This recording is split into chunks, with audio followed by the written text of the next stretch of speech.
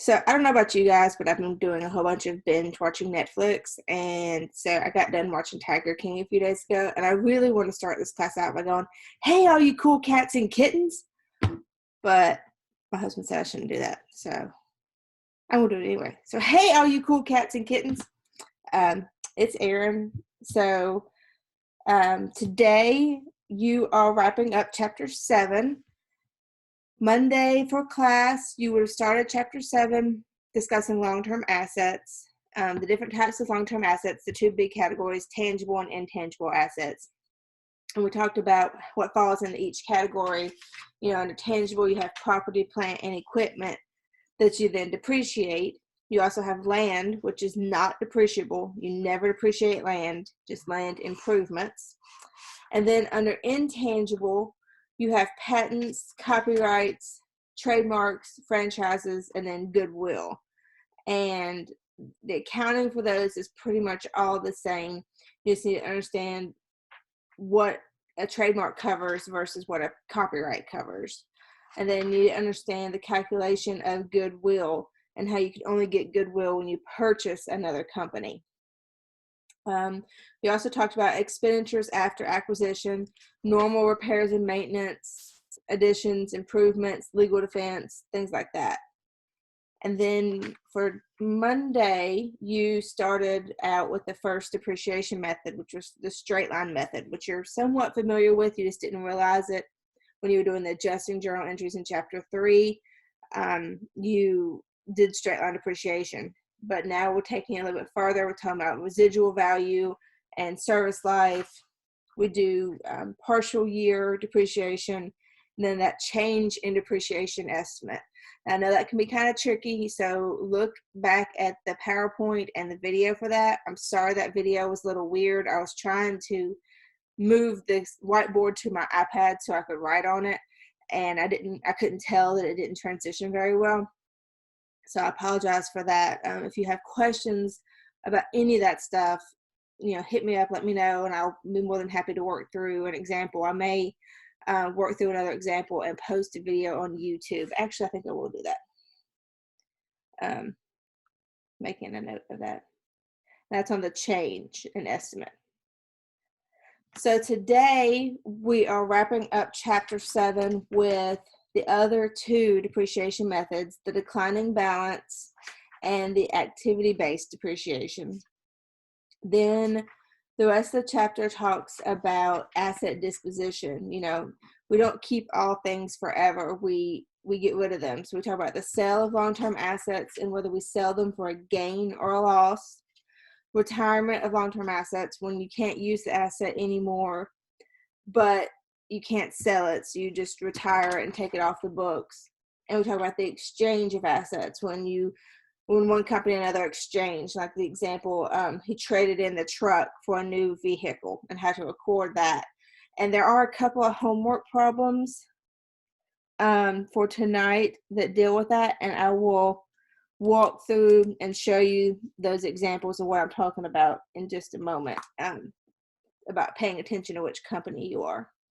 And then they wrapped up the chapter with analysis with the return on assets, the profit margin, and the asset turnover. So that is today what you're covering. In our calendar here, if I can get it to go big, there we go.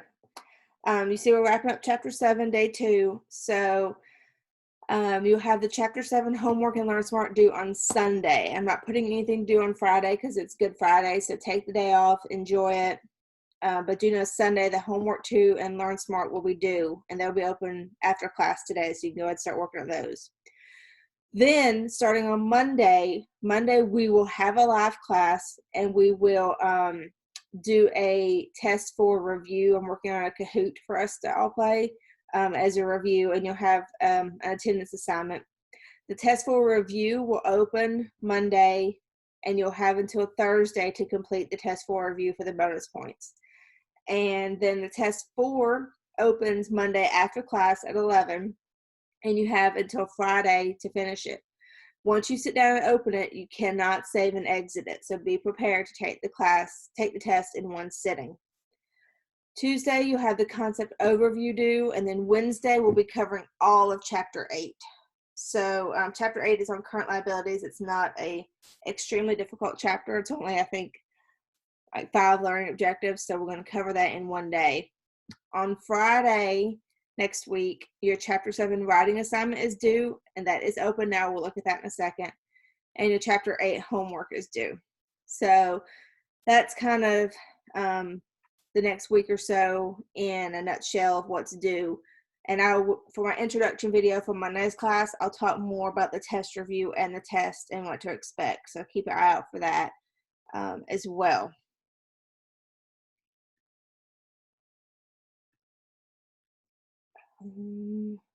Got notes down here.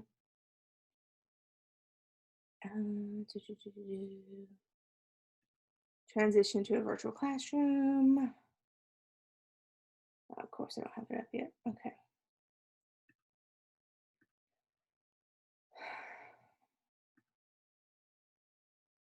You'll see I've got this new folder here for next week where we'll be covering Test 4 review and Chapter 8. So for Monday's class, I have a link to the Test 4 folder, the things you need to complete before class. And then for class, we'll have a live meeting. You complete an attendance assignment and connect and complete the Test 4 review by the due date. And then for the 15th, we'll do Chapter 8. So there's your link to Chapter 8. Watch the intro video, read the chapters. Notice we're not doing Learning Objective 5. We'll only do 1 through 4 and 6. And then for class next Wednesday, you'll watch the Learning Objective videos once I post them and do the attendance assignment. For today, you were to have completed the Chapter 7 homework part 1 by last night. Oh no. Chapter 7. Well, I have that wrong date listed there. It should have been last night. So I'll look at that and post an announcement regarding that. Watch the introduction video, read the Chapter 7, the last 2 learning objectives, watch the videos, you attended the class. There's a Chapter 7 Day 2 packet out there for you to work on, and I will post the answer keys to the packet tomorrow. So you can have a couple of days to work on them. And then the attendance for today. Make sure that you're doing this attendance assignment for 4-8 to count as in attendance for a seated class today. It is important that you get these done. Otherwise, you're getting marked as absent. So make sure you're getting the attendance assignment completed.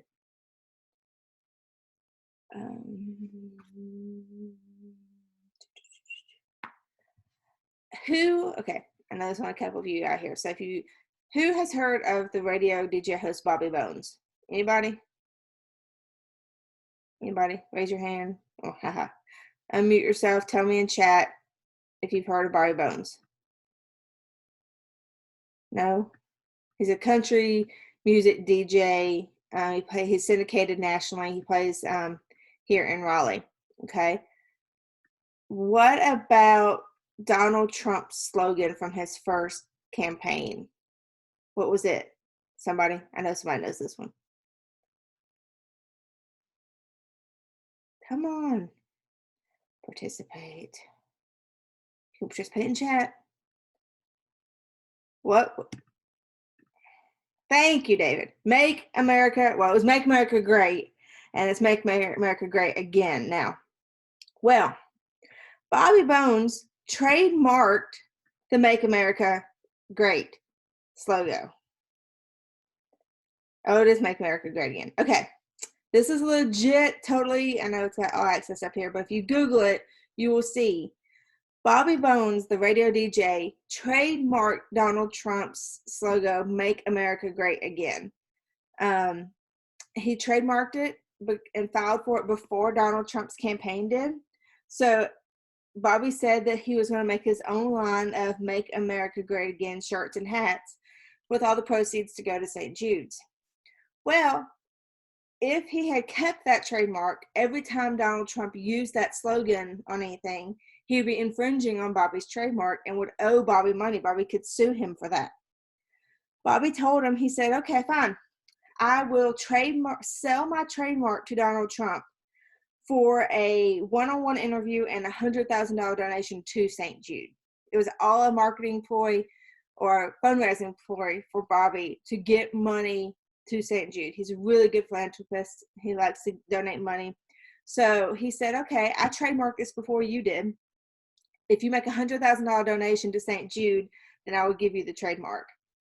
And Bobby owned it for 2 months before Trump finally gave in. And he said, I can't tell you how much it was, but if you look here at this picture, you'll see he has a check right here. Transfer of trademark was the description. The amount's been blanked out. And then Trump wrote a check to St. Jude Children's Research Hospital. So I always like to use this example, and that's Bobby Bones, by the way. When we're talking about trademarks, because of the importance of filing for trademarks. And if you remember, with a trademark, get back to my page, you have to renew it every 10 years. So you've got to make sure you got that date circled so that you can renew that trademark when it expires. So you can imagine whoever was like the marketing person on the Trump campaign was not in a good position when somebody else beat him to the trademark for Make America Great Again. So I always like to show that as a little fun example of trademarking.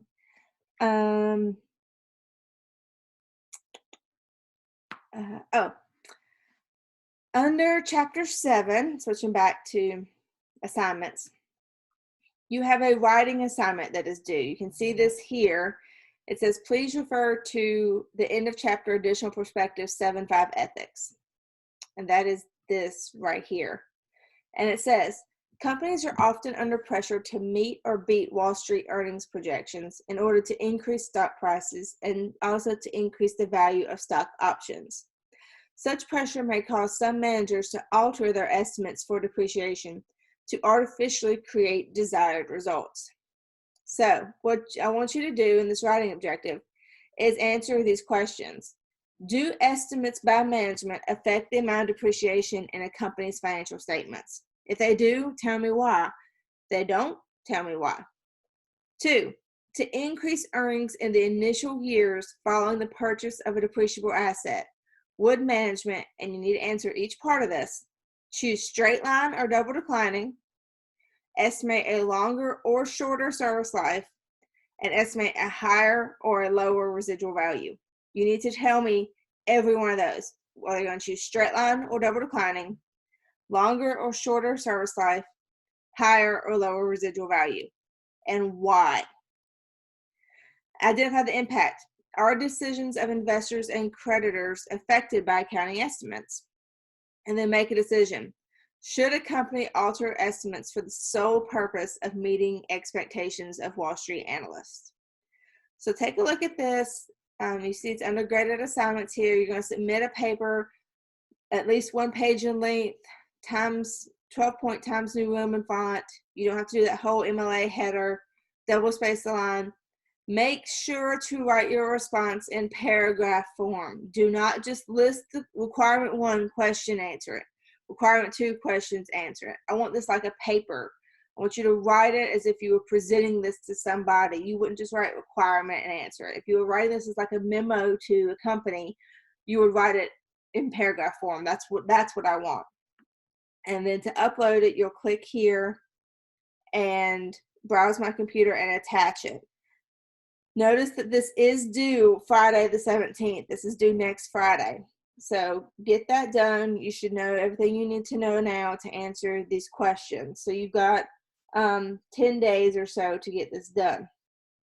So make sure, when you're looking at your calendar, budget your time wisely. Next week, you got a lot going on, and I apologize for that, but you've got to get the test done, get the Chapter 8 concept overview done, get the review done for those bonus points, get Chapter 8 homework done, and get the writing assignment done. So that's a lot to do next week, and I know that, and I'm sorry, but to fit it all in, that's the way it's got to work. So you can go ahead and knock that chapter 7 writing assignment out. It's open now. You've got all the answers you need. So you go ahead and get that done. You won't have to worry about it. And then if you go ahead and knock out the homework 2 and the Learn Smart, you won't have to worry about it. So next week you can focus on test 4 and chapter 8. So I encourage you to get all of that done sooner rather than later. Let's see. Calendar assignments.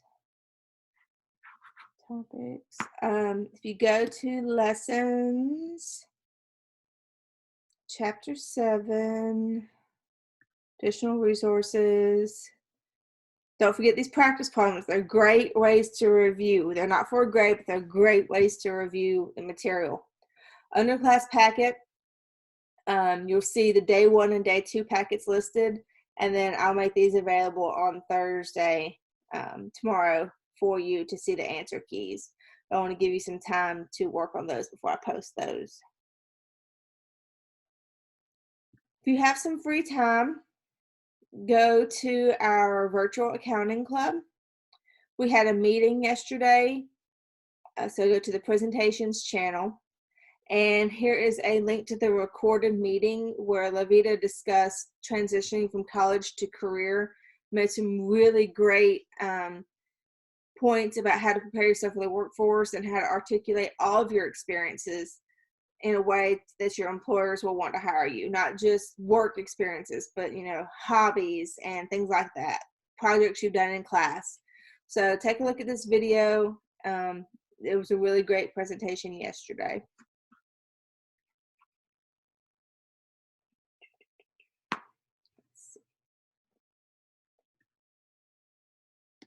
Take a look at the packet.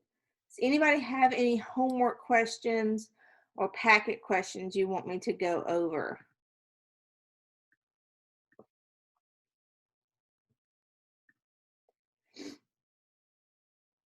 Cost of land, cost of equipment, basket purchases, goodwill, straight line. Okay, so here is a change in depreciation estimate, example 9 from the packet yesterday. I will work this example and post a video of it on YouTube for you to see how I'll talk my way through figuring this example. So I will go ahead and do that after class and post that, and the link will be in the class announcement as well as under the transition folder for yesterday. Oops, no, don't want that one. Let's see the packet from today.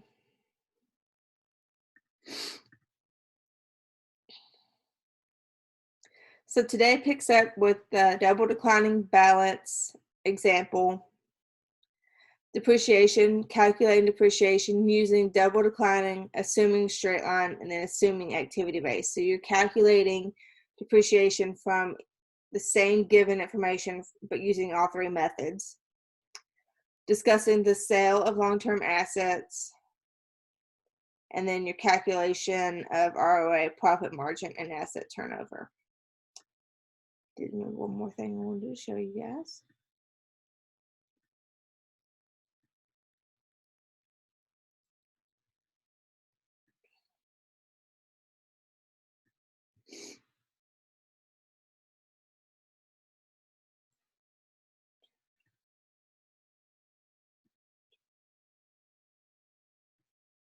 So this is your homework 2 for tonight.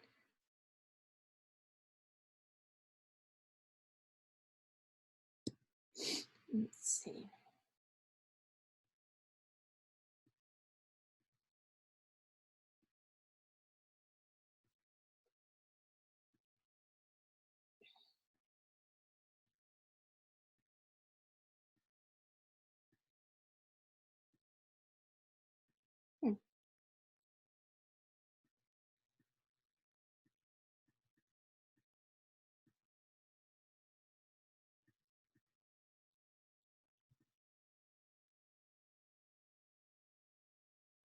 Sorry, I'm trying to find the question I was looking for.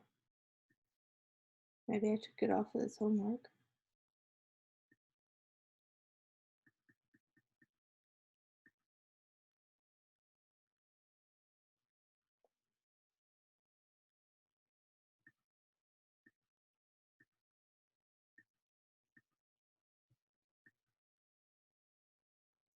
All right, I've got to edit this homework since nobody started on it because it's not in there that I want. Anyway, any questions that any of you have? Concerns about the class or about, just classes and things in general? No? All right, well, I'm going to go ahead and stop recording.